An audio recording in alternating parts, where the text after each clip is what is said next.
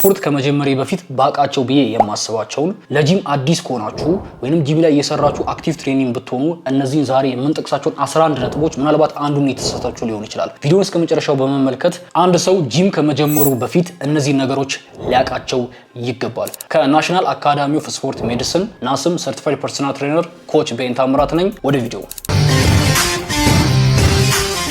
የመጀመሪያው ስህተት ብዙ ጊዜ ጀማሪዎችም ጂም ውስጥም የቆዩ ልጆች ሲሳሳቱ የማየው ትክክለኛውን ባርቤል አለመምረጥ ነው። ባርቤሎች ወይንም ዘንጎች ብዙ አይነት ናቸው። በዋነኝነት ግን ሁለቱ ፓወር ባርቤል እና ዌይት ሊፍቲንግ ባርቤል የሚባሉት ናቸው። ፓወር ባርቤሎች የዘንጉ መሃል ላይ ሻካራ ያላቸው ወይንም ሴንትራል ኒውርሊንግ ተብለው ይጠራሉ። እነዚህ መሃል ላይ ያሉት ሻካራዎች እንቅስቃሴ በሚሰሩ ሰዓት ክብደቱ ወደ ቀኝና ወደ ግራ ዌይት ትራንስፈርድ እንዳይሆን አድርገው ዌይቱን እኩል ትራንስፈር እንዲሆን ያደርጋሉ። ዌይቱን ይጠብቃሉ። ይሄም ዌይት እንዳይተላለፍ ለሚፈልጉ እንቅስቃሴዎች መሰረት ናቸው። ለምሳሌ ባክ ስኳት፣ ጀርባችሁ ላይ አድርጋችሁ ስኳት በምትሰሩ ሰዓት ዌይቱ ወደ ቀኝም ወደ ግራም ትራንስፈር መሆን የለበትም። ሴንትራል ግራቪቲያችሁ ቀጥ ብሎ ዌይቱ እናንተ ሳትጎዱ መስራት ካለባችሁ ይህንን ፓወር ባርቤል መምረጥ አለባችሁ፣ ወይንም ስታዩት መሃል ላይ ሻካራ ካገኛችሁበት። ሁለተኛው የባርቤል አይነት ዌይት ሊፍቲንግ ባርቤል ይባላሉ። እነዚህ እንደ ክሊን ጀርክ፣ ዴድሊፍት በምትሰሩ ሰዓት የዘንጉ መሃሉ ንጹህ የሆነ ዳርና ዳር ላይ ሻካራ ያለው ኒውርሊንጎቹ ዳርና ዳር መሆን አለባቸው። ይሄም ባሩ ከፍተኛ የሆነ ዌይት በምትሸከሙበት ሰዓት እጥፍ እንዲል ዌይቱ ወደ ቀኝና ወደ ግራ ትራንስፈር እንዲሆን፣ ትራንስፈር በሚሆን ሰዓት ዌይቱ በሚታጠፍላችሁ ሰዓት እንቅስቃሴዎቹን ስትሰሩ ክሊን ጀርክ ስትሰሩ ዴድሊፍት ስትሰሩ ሞመንተም ይፈልጋል። ስለዚህ ከእንቅስቃሴያችሁ ጋር ዌይቱ ከእናንተ ጋር እኩል መንቀሳቀስ ይችላል ለሞመንተም፣ እንዲሁም ደግሞ እናንተ እንዳትጎዱ ጉዳት እንዳይፈጠር ይረዳችኋል። ይህንን ትክክለኛ የባርቤል ሴሌክሽን መምረጥ አንዳንዴ የሆነን ክብደት ሰርታችሁ ራሱን ያንን ኪሎ ሰርታችሁ በሌላ ቀን ስትደግሙት እንዴ ባለፈው ሰርቻለሁ ዛሬ ለምን ከበደኝ ብላችሁ ድንገት ግራ ከተጋባችሁ ባርቤሉን አቀያየራችሁት ሊሆን ይችላል። ይሄን ያክል ዲፈረንስ ያመጣል ሰውነቴ ላይ ብላችሁ የምትጠይቁ ከሆነ አዎ፣ ይሄንን ትክክለኛውን ባርቤል ሴሌክሽን ባለማድረጋችሁ ምክንያት ልትጎዱ ትችላላችሁ። መጎዳት ደግሞ ማለት ስፖርት አለመስራትን እንዲሁም ደግሞ ሎንግ ተርም ስፖርት ሰውነት አተርፋለሁ ብላችሁ ጂም ሄዳችሁ ከነም ተጎድታችሁ አደጋም ሊገጥማችሁ ስለሚችል አሰልጣኝ ጠይቁ። ትክክለኛውን ባርቤል መምረጣችሁን እንዳዘነጉ። ሁለተኛው ብዙ ሰው ጂም ላይ የሚሳሳተው ፓምፕን፣ ድካምንና የጡንቻ ህመምን ትክክለኛ ስፖርት መስሪያ መለኪያ አድርጎ መውሰድ ነው። እነዚህ ፓምፕም ድካምም ወይንም የጡንቻ ህመምም የትክክለኛ ትሬኒንግ ባይ ፕሮዳክት ናቸው። በትክክል አንድ ሰው ከሰራ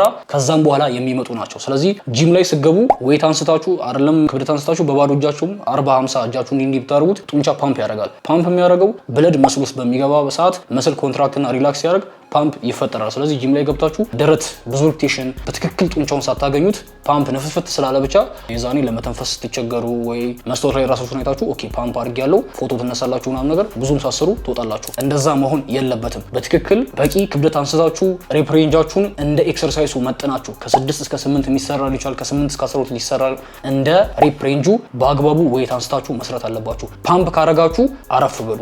ከዛም በኋላ ድጋሜ ትሰራላችሁ። መስራታችሁ መለኪያ ይዛችሁ የመጣችሁትን ወርካውት መጀመሪያ ዝም ብላችሁ ገብታችሁ የደረት ነው ዛሬ የምሰራው ብላችሁ ያገኛችሁትን ዌይት እያነሳችሁ ልክ ሰውነታችሁ ፓምፕ ካረገ ያጡንቻ ሰርቷል ማለት አይደለም። ከመግባታችሁ በፊት ወርካውታችሁን ለይታችሁ ሪፕሬንጃችሁ ማሳረፍ ያለባችሁን ቮሊዩም ለይታችሁ ገብታችሁ ያንን መጨረስ አለባችሁ። መሀል ላይ ፓምፕ ከተፈጠረ ጥሩ ነው፣ ፓምፕ ደስ የሚል ነገር ነው። ስለዚህ መሀል ላይ ታርፋላችሁ። ፓምፑ ትንሽ ረጋ እንዲልላችሁ። ፓምፕ ተፈጠረ ማለት ወርካውት ተሰርቷል ማለት አይደለም። ይሄ ደግሞ ብዙ ጊዜ ለጀማሪዎች ይሄንን ቼክ ማድረግ አለባችሁ። ሌላው እንቅስቃሴ ዛሬ ከሰራችሁ በንጋታው ያ የሰራችሁ ጡንቻ ህመም ከፈጠረም በትክክል ለመስራታችሁ ማረጋገጫ አይደለም። አንዳንዴ ስፖርት ሲቀየሩ የጡንቻ ህመም ይገጥማል፣ ወይንም ደግሞ ይሄ መስል ሶርነስ።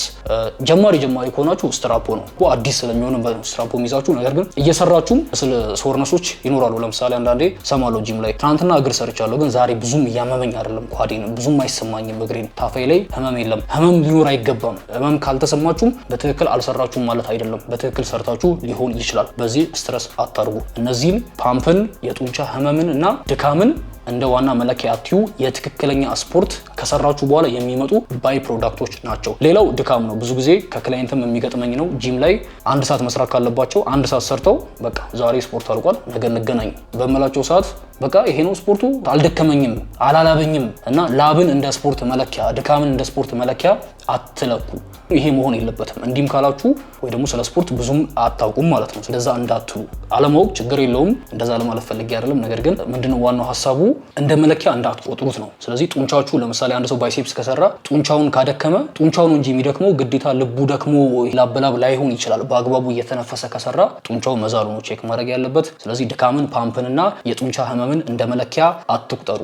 ሶስተኛው ወርክአውታችሁን መመዝገብ አለባችሁ። ወርክአውታችሁን የማመዘግቡ ከሆነ ጂም ላይ በምትገቡ ሰዓት ያገኛችሁን ስፖርት ወይ ደግሞ ከጓደኛችሁ ጋር አብራችሁ የምትሰሩ ወይ ደግሞ የዛን ቀን ምን ልስራ ብላችሁ የምትሰሩ ከሆነ ወርክአውታችሁን ትራክ የማታደርጉ ከሆነ ፕሮግረስ ማድረግ አትችሉም። ፕሮግሬሲቭ ኦቨርሎድ፣ አንድ ጡንቻ ላይ በጊዜ ሂደት ጫና እየጨመራችሁ ለመሄድ ወርክአውቱ መመዝገብ አለበት።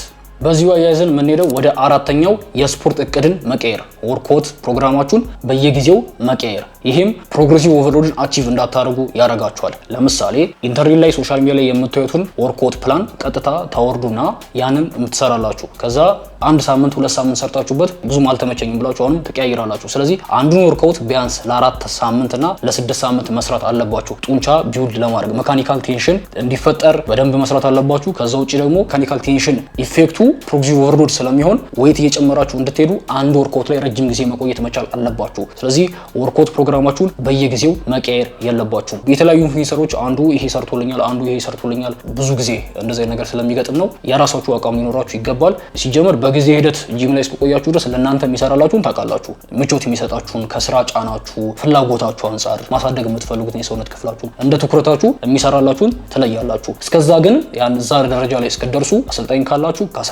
አሰልጣኝ ከሌላችሁም ደግሞ ጊዜ ወስዳችሁ ኢንተርኔት ላይ ቼክ በማድረግ አይዲያል የሆነ ለምን እንደምትሰሩት ከጀርባ ሳይንሳዊ ሪዝኑን በደንብ ትንሽ ጊዜ ወስዳችሁ፣ ምክንያቱም ኦልሬዲ ጂም ተመዝግባችሁ ዋጋ ከፍላችሁ ነው እዛ ቦታ የተገኛችሁት። እነዚህ ትንሽ ነገሮች የቤት ስራን አለመስራት አጠቃላይ ፍላጎታችሁን ግባችሁን እንዳታሳኩ ስለሚያደርጋችሁ ትንሽ ጊዜ ወስዳችሁ ማየት አለባችሁ። ወይም ደግሞ ዲስክሪፕሽን ቦክስ ላይ እንዴት አድርጋችሁ ወርክአውት ፕሮግራም ማውጣት እንዳለባችሁ ቪዲዮ ከዚህ በፊት የሰራሁት ስላለ እሱን ማየት ትችላላችሁ። ወርክአውት ፕሮግራማችሁን ረዘም ላለ ጊዜ መስራት አለባችሁ።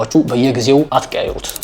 አምስተኛው ወርክአውት ሰሌክሽን ነው። ትክክለኛውን ወርክአውት መምረጥ። ይሄ በጣም ማተር ያደርጋል። ወርክአውት ሪደንደንሲ ብዙ ጊዜ ይፈጠራል። በጣም ጂም ውስጥ ማስተዋሉ ትልቁ ስህተት ነው። ለምሳሌ ደረትን ብንወስድ ለደረት 4 እንቅስቃሴ ብትሰሩ 4ቱም እንቅስቃሴ አንድን የደረት ክፍል ብቻ የሚያገኙ ከሆነ ወርክአውት ሰሌክሽናችሁ ትክክል አይደለም። ስለዚህ ደረትን ብትወስዱ ፔክቶሪያል ሜጀር ይባላል። ያ መስል 3 ክፍል አለው። የላይኛው ክፍል አለ፣ አፐር ቸስት፣ ሚድል አለው፣ ከዛ ታችኛው አለው። ወርክአውት ስትመርጡ እነዚህን 3ቱንም ሄዶች ማግኘት አለባችሁ። ትከሻም ስትሰሩ ላተራል ሄድ አለው፣ ፍሮንት ሄድ አለው፣ ሬር ዴልታ አለ። ስለዚህ ከ3 አንግል መምረጥ አለባችሁ። ከሰው ጋር የምትሰሩ ከሆነ ዛሬ ትከሻ ነው የምንሰራው ብሏችሁ 4 እንቅስቃሴ የምትሰሩ ከሆነ 4ቱም ግን ባለማወቅ አንድን የጡንቻ ክፍል ብቻ የሚያገኝ ከሆነ ኦፍ ኮርስ በደንብ ሰርታችኋል፣ ነገር ግን የምታስቡትን ውጤት አታመጡም። ወርክአውት ሪደንደንሲ ተመሳሳይ ጥቅም ያላቸውን ስፖርቶች ሰብስቦ አንዴ መስራት ለውጤት አያበቃችሁም። አናቶሚያችሁን አንደርስታንድ በማድረግ የጡንቻ ክፍሎቹን አንደርስታንድ በማድረግ ወርክአውት ስትመርጡ ይሄ ለዚህ ይሰራል፣ ይሄ ለዚህ ይሰራል፣ ይሄ ለዚህ ይሰራል የሚለውን ማወቅ አለባችሁ። ወርክአውት ሰሌክት ማድረግ በአግባቡ ለውጤት ያበቃል። በስድስተኛነት የምናየው ኢጎ ሊፍቲንግ ነው። ይሄ ደግሞ ከአቅም በላይ ክብደትን ማንሳት። ስፖርት ለሚሰራ ሰው ብዙ ሰው ይረዳቸዋል፣ እኔም ይገባኛል። ምክንያቱም የምታነሱት ክብደት ላይ ብዙ ክብደት ጨምሮ መስራት የሚሰጠው ሳቲስፋክሽን አለ። ኢንጆይ ማድረጉ እንዳለ ሆኖ ከባባድ ነገር አንስቶ ከዛ ውስጥ የምታገኙትን ደስታ ማግኘቱ እንዳለ ሆኖ ግን ስቲል ጡንቻ መገንባት ስላለባችሁና እንዳትጎዱ ራሳችሁ መጠበቅ ስላለባችሁ የምትችሉትን ያክል ክብደት ማንሳት አለባችሁ። የምትችሉትን ያክል ክብደት እንዴት ነው ማቀው የሚለውን ለመለየት ሁሌም 1 ሬፕ ማክስ የሚባል ሜተድ መጠቀም አለባችሁ። ይሄንን ለምሳሌ ለማየት ቤንች ፕረስ ወይም የደረት ግፊ አግዳሚ ላይ የምትሰሩ ከሆነ አንዴ እንደምንም ብላችሁ መግፋት የምትችሉት ክብደት አለ። ለምሳሌ አንድ ሰው እንደምንም ብሎ አንዴ ብቻ መግፋት የሚችለው 60 ኪሎ ከሆነ የዚህ ሰውዬ 1 ሬፕ ማክስ አንድ ጊዜ ብቻ ማንሳት የሚችለው የክብደት መጠን 60 ኪሎ ነው። ስለዚህ ለሃይፐርትሮፊ ጡንቻ ለመገንባት የዛን 80% መስራት አለበት ከተባለ የ60 ኪሎ 80% 48 ኪሎ ነው። ስለዚህ የሰውዬ በ48 ኪሎ እንደምንም ብሎ ታግሎ ከ6 እስከ 8 ድግግሞች መስራት አለበት። ስለዚህ 48 ኪሎ ካቃተው ምናልባት የዛን ቀን ሲገባ ትክክል በልቶ ላይ ሆን ይችላል፣ ትክክል ማታ ተኝቶ ላይ ሆን ይችላል። አንዳንዴም ደግሞ አቅም ፍላክቹዌት ያደርጋል፣ መድከም ያጋጥማል። ነገር ግን ኦን ፔፐር 48 ኪሎ ለ6 እና ለ8 ድግግሞች መስራት ይችላል። ስለዚህ የሰውዬ አቅሙን አቋል ማለት ነው። ሁሌም ጂሙ ሲገባ ምን ያክል ክብደቶችን መጠቀም እንዳለበት ያውቃል። በዚህ ደረጃ ራሳችሁን መለካት አለባችሁ። ስለዚህ ምን ያክል ክብደት መስራት እንዳለባችሁ ለምን እንደምትሰሩ ከለያችሁ ጡንቻ ለማሳደግ እስከሆነ ድረስ በዚህ ሬንጅ መሄድ አለባችሁ። ሌላው ፓወር ትሬኒንግም ቢሆን ስትሬንግዝን ብቻ ቢልድ ማድረግ የምትፈልጉ ልጆች ትኖሩ ትችላላችሁ። አላማችሁ ያም ከሆነ ኢጎ ሊፍቲንግ ዋን ሬፕ ማክሳችሁን ሁሌም ተለኩና ጥንካሬን ብቻ ቢውልድ ለማድረግ የሱን ፕሮግሬሲቭ አንድ ክብደት ካነሳችሁ በኋላ የምትችሉትን ያክል ለአንድ ሳምንት ያንን ክብደት ፕራክቲስ ታደርጋላችሁ። ካላደገላችሁም ለ2 ሳምንት ድረስ ይቀጥላል። ከዛም በኋላ የዛን ክብደት 2.5% ኪሎ መጨመር ወይንም ደግሞ እንደዛ ጨመራችሁ ደግሞ ማንሳት ከተቸገራችሁ ድግግሞሹን መጨመር። ድግግሞሹን ለመጨመር ከተቸገራችሁ ዙሩን ወይንም ሴት ነምበሩን መጨመር። በዚህ ደረጃ ፕሮግሬሲቭ ኦቨርሎድን ጫና በሂደት እየጨመራችሁ አቅማችሁን አንደርስታንድ እያደረጋችሁ ትመጣላችሁ። ኢጎ ሊፍቲንግ ወይንም ከአቅም በላይ ክብደት ተሸክሞ መስራት ለጉዳት ይዳርጋል። ጉዳት መጣ ማለት መጀመሪያም ጂም ውስጥ የሄዳችሁት ለዓላማና ራሳችሁን ለመለወጥ ነው፣ ኦር ደግሞ ጂም መሄዱን ስለምትወዱት ነው፣ እዛ ቦታ ጥሩ ጊዜ ስለምታሳልፉ ሊሆን ይችላል። ተጎዳችሁ ማለት ይሄ ሁሉ ይቀራል። ከዛም አልፎ ደግሞ ከጂም ውጭ ያለውን የግል ህይወታችሁ ላይ ጫና ያመጣባችኋል። አተርፍ ባይ አጉዳይ እንደሚባለው ሰውነታችሁን ለማሳመር ጂም ሄዳችሁ ጭራሽ እለት ተዕለት ውሏችሁ ላይ ስራችሁ ላይ ጉዳት አመጣችሁ ጸጸትና ምነው ስፖርት በቀረብኝ ኦር ደግሞ ስፖርት እንዲህ ነው እንዳይገጥማችሁ የግል ህይወታችሁ ላይም ጫና እንዳይመጣ መጠንቀቅ አለባችሁ። በሰባተኛነት ብዙ ጊዜ ጂም ላይ የሚዘወተረው ስህተት ብዙ ድግግሞችን መስራት። ሃይ ሬፕቴሽን በጣም ብዙ ድግግሞች ስፖርቶችን መስራት መካኒካል ቴንሽን ከመፈጠሩ በፊት ጡንቻው ከመድከሙ በፊት አጠቃላይ የሰውነት መዛል እንዲፈጠር ያደርጋል። ያ ደግሞ የጡንቻ መዛል፣ የትንፋሽ ማጣት፣ እነዚህ ተደማምረው ማጥወልወል፣ ድካም፣ እነዚህ ሁሉ አንድ ላይ ስፖርት የሰራችሁ መስሏችሁ እንድታቆሙ በአግባቡ ጡንቻችሁ ሳይሰራ ስፖርቱን እንድታቆሙ ያደርጓቸዋል። ለምሳሌ ሃይፐርትሮፊ እንዲፈጠር ከ6 እስከ 15 ከፍተኛው ሬፕ ሬንጅ ይሄ ነው። በዚህ ሬፕ ሬንጅ ውስጥ ለመስራት አንድን ክብደት አንስታችሁ 15 ድግግሞሽ ሰርታችሁ ጡንቻችሁ የሰራ ካልመሰላችሁ ድግግሞሽ አይደለም መጨመር ያለባችሁ፣ ወይቱን ታስቀምጡትና ክብደቱን ጨምራችሁ ማንሳት ያለባችሁ። ነገር ግን ቤት ውስጥ የምትሰሩ ከሆነና ክብደት ከሌላችሁ እናንተ መስል ማይንድ ኮኔክሽናችሁን ሐሳባችሁን በሙሉ ጡንቻችሁ ላይ አድርጋችሁ ቀስ እያላችሁ ጡንቻችሁን በማኮማተርና በማላቀቅ ጡንቻችሁ ብቻ እንዲለፋ ትኩረት ማድረግ አለባችሁ። አለበለዚያ ሰውነታችሁን ያንቀሳቀሳችሁ አብራችሁ አትንፋሳችሁ ሳትቆጣጠሩ ቤት ውስጥም ቢሆን የምትሰሩት ጡንቻችሁ ከመድከሙ በፊት እናንተ አጠቃላይ ልትደክሙ ደግሞ ሲነርጂስት የሚባሉ መስሎች አሉ፣ አጋዥ መስሎች በዙሪያ ላይ ያሉ እነሱ ሰርተው ድካም ይፈጠራል። ስለዚህ በአግባቡ መስራታችሁን እንድትለዩ ሁልጊዜም ሃይ ሬፕቴሽን እንቅስቃሴዎችን ከፍተኛ ድግግሞችን ከወርክአውታችሁ ላይ መቀነስ አለባችሁ። አንዳንድ መስል ታይፖች እንደ ታርጌታችሁ አትሌት ከሆናችሁ ስፖርተኞች ከሆናችሁ ለአንዳንድ ዓላማዎች ከፍተኛ ድግግሞሾች ሊሰሩ ይችላሉ። እንደ ዋና የእንቅስቃሴ መንገድ አትከተሉ። ሁሌም ቢሆን 6 እስከ 15 ድግግሞሽ ከ6 እስከ 8 ከ8 ወይንም እስከ 12 ድግግሞሾችን ለመስራት ነው ጂም ውስጥ ስትሄዱ ማሰብ ያለባችሁ። ይሄም ከሃይፐርትሮፊ አንግል ነው ወይንም ጡንቻን ማክሲማይዝ ከማድረግ በቂ የሆነ ፍሬማችሁ ላይ ትልቅ ጡንቻ ለመገንባት። ስምንተኛ ማስተካከል ያለባችሁ በእንቅስቃሴ መሃል በሴቶች መሃል የምታርፉት እረፍት ረዘም ያለና በአግባቡ ማረፋችሁን እርግጠኛ መሆን አለባችሁ። አንዳንድ የወርክአውት ህጎች 45 ሰከንድ 30 ሰከንድ 1 ደቂቃ ስለሚሉ ብቻ እናንተ በዛት ትንፋሻችሁን ሰብስባችሁ ካላረፋችሁ ኳሊቲው ቀጣይ የምትሰሩት ስፖርት ኳሊቲ ስለማይኖረው በአግባቡ መካኒካል ቴንሽን ስለማይፈጠር ማንሳት ያለባችሁን የክብደት መጠን ለማንሳት ስለምትቸገሩ ሁሌም እረፍታችሁን በትክክል ከ1 ደቂቃ እስከ 1 ተኩል እስከ 2 ደቂቃም ሊሄድ ይችላል። እንደ ኮምፓውንድ ሙቭመንት ከሆነ አይሶሌሽን ሙቭመንቶች ከሆኑ እንደ ሙቭመንቱና እናንተ እንደደረሳችሁበት የፊትነስ ሌቭል ራሳችሁ ማዳመጥ አለባችሁ። ነገር ግን ጀማሪ ስትሆኑ አላማችሁ ክብደት መቀነስ ከሆነ አትሌቲዝማችሁ መጨመር ከሆነ እንደ ወርክአውቱና እንደ ግባችሁ በሴት መካከል ያሉ የወርክአውት እረፍቶች እስከ 30 ሰከንድ ሱፐር ሴት ወይም ጃይንት ሴት በሚሰሩ ሰዓት ደግሞ እረፍትም ላይኖር ይችላል። ነገር ግን በአጠቃላይ ሬስት ታይማችሁን በሴት መካከል ያለውን በትክክል በቂ ጊዜ ወስዳችሁ ማረፋችሁን እርግጠኛ መሆን አለባችሁ። በዘጠነኛነት የምናየው ጂም ላይ የሚሰሩ ስህተቶች ከወርክአውት በፊት ክብደት ከማንሳታችሁ በፊት ካርዲዮ መስራት ነው። ይህን ማድረግ የለባችሁም የጡንቻ መጠናችሁ መጨመር የምትፈልጉ ከሆነ። ጀነራል ዋርም አፕ ከ5 ደቂቃ እስከ 10 ደቂቃ ችግር ላይኖረው ይችላል። ይሄም ሁልጊዜ መሆን የለበትም። ነገር ግን ራሱን የቻለ ካርዲዮ የምትሰሩ ከሆነ ዌይት ትሬኒንጋችሁን አፌክት ያደርግባችኋል። አቅማችሁን ጨርሳችሁ ነው ወደ ክብደት ትሬኒንግ የምትሄዱት። ስለዚህ በአግባቡ ክብደት አንስታችሁ ጡንቻችሁን እንድታሳድጉ ካርዲዮ ክብደት ከሰራችሁ በኋላ ስሩ። ክብደት ከመስራታችሁ በፊት ካርዲዮ የምትሰሩበት ሰርከምስታንስ ይኖራል። እንደናንተ ግብ ይወሰናል። ለምሳሌ የሰውነት ክብደቱን መቀነስ የሚፈልግ ሰው ዌይት ከማንሳቱ በፊት ካርዲዮ መስራት ለሱ ተመራጭ ሊሆን ይችላል። ወይንም ደግሞ አንድ ሰው ክብደት መቀነስ ፈልጎ ክብደት ከሰራ በኋላ አቅም የሚያንሰው ከሆነ ካርዲዮ ለመስራት እና ካርዲዮ መስራቱ ለሱ አስፈላጊ ሆኖ ከተገኘ ቅድሚያ ሊሰራ የሚችልበት ሁኔታዎች አሉ። ነገር ግን የሚመከረው ጂም ከገባችሁ ቀጥታ አሟምቋችሁ ወደ ዌይት ትሬኒንጋችሁ ነው የምትሄዱት። ክብደት ከሰራችሁ በኋላ ወደ ካርዲዮ። አንዳንዴም አትሌት ከሆናችሁ ትንፋሻችሁ ላይ መስራት ካለባችሁ ቀድማችሁ ካርዲዮ የምትሰሩባቸው አጋጣሚዎች አሉ። ጡንቻ ለሚገነባ ሰው ግን መጀመሪያ ከዌይት ትሬኒንግ በፊት ካርዲዮ መስራት የለባችሁም። በአስረኛነት የምናየው ጂም ላይ የሚተገበር ስህተት የፕሮፌሽናል ቦዲ ቢልደሮችን ፕላን ቀጥታ መተግበር። ፕሮፌሽናል ቦዲ ቢልደሮች ኢንሃንስድ ናቸው። የተለያዩ መርፌዎችን ይጠቀማሉ። አናቦሊክ ስቴሮይዶችን፣ ግሮዝ ሆርሞን በጣም ብዙ ናቸው።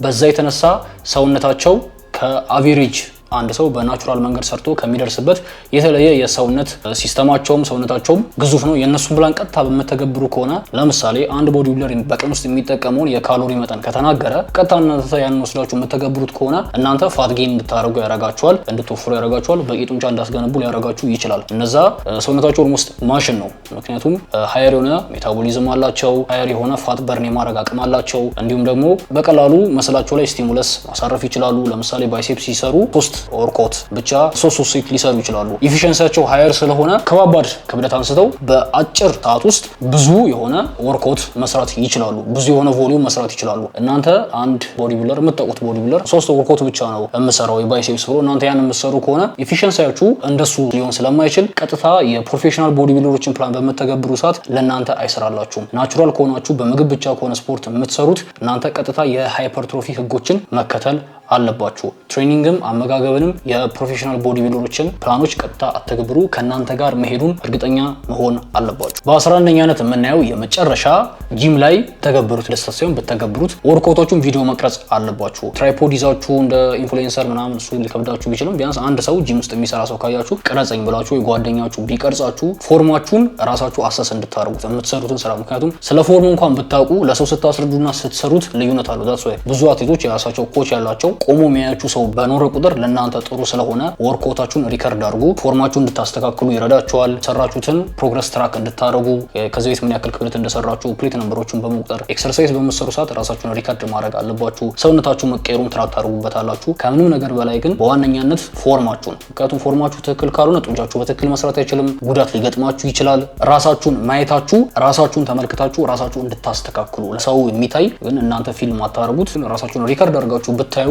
እንድታስተካክሉ ይረዳችኋል። ራሳችሁን ሪከርድ አድርጉ። እነዚህ እስካሁን ያየናቸውን እኔ ስፖርት ከመጀመሪ በፊት ባቃቸው ብዬ የማስባቸው እናንተም ለትሬኒንግ ለጂም አዲስ ከሆናችሁ እነዚህን አስተካክላችሁ ብትሰሩ ያሰባችሁትን ውጤት እንድታሳኩ ይረዳችኋል።